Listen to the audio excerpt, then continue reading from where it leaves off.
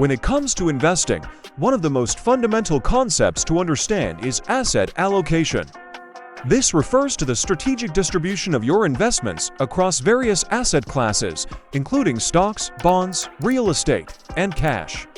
The primary goal of asset allocation is to balance the potential risks and rewards of your investments in alignment with your individual financial objectives, risk tolerance, and investment timeline.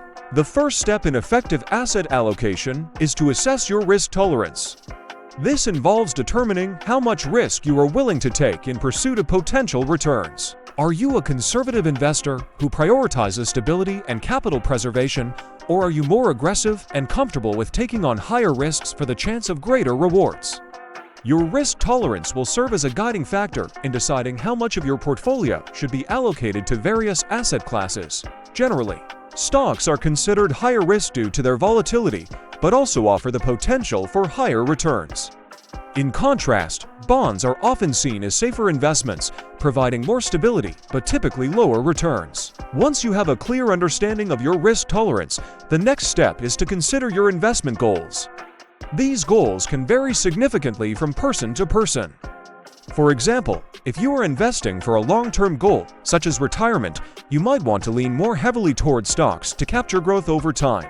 Historical data shows that, over the long term, equities tend to outperform other asset classes.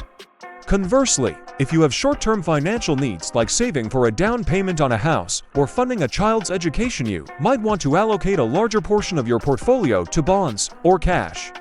This strategy can help protect your capital and provide liquidity when you need it. In addition to determining your risk tolerance and investment goals, it's crucial to regularly review and rebalance your portfolio.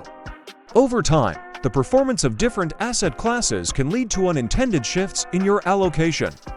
For instance, if stocks have a particularly strong year, they may take up a disproportionately large part of your portfolio, increasing your overall risk exposure. Rebalancing involves selling off some of the assets that have performed well and purchasing more of those that have underperformed to realign with your desired asset allocation. It's also essential to recognize that asset allocation is not a one-time decision.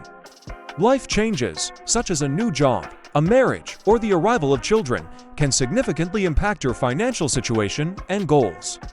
Additionally, market conditions are constantly evolving, and what may have been a suitable allocation a few years ago may no longer be appropriate. Therefore, it's important to stay informed about both your personal circumstances and broader economic trends.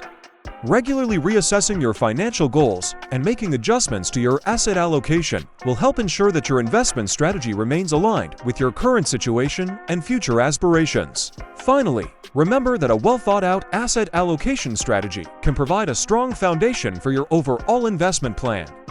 By carefully considering your risk tolerance, investment goals, and the need for periodic adjustments, you can create a diversified portfolio that aims to achieve your financial objectives while managing risk effectively. Thank you for tuning in. Understanding asset allocation is a crucial step toward building a successful investment strategy, and I hope this information empowers you to make informed decisions for your financial future.